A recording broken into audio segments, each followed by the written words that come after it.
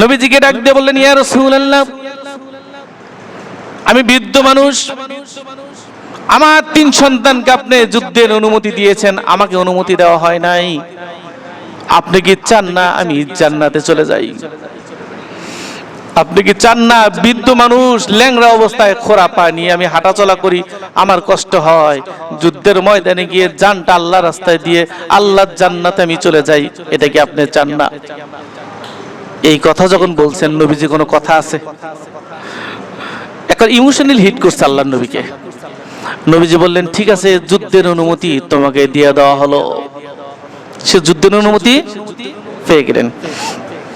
যুদ্ধের অনুমতি পেয়ে যুদ্ধে যাওয়ার আগ মুহূর্তে 3 ছেলের কাছ থেকে বিদায় নিছে। বিবি নাম হচ্ছে হিন্দ, সেও ইসলাম গ্রহণ করছে তার আগেই। ওনার কাছ থেকে বিদায় নিয়ে বাড়ির সামনে দাঁড়িয়ে 2 হাত তুলে আল্লাহকে ডাক দিয়ে বলছে, আল্লাহুম্মা রযুকনি শাহাদাতা, আল্লাহুম্মা রযুকনি শাহাদাতা। আল্লাহ তুমি আমাকে শহীদের মর্যাদা দান করো। ওয়ালা নারুদ্দানি ইলা আহলি খাইফা, আমাকে ব্যর্থ করে আমার পরিবারের কাছে আর ফেরত আইনো না। একটা বৃদ্ধ মানুষ, ইমানের স্পিড কত!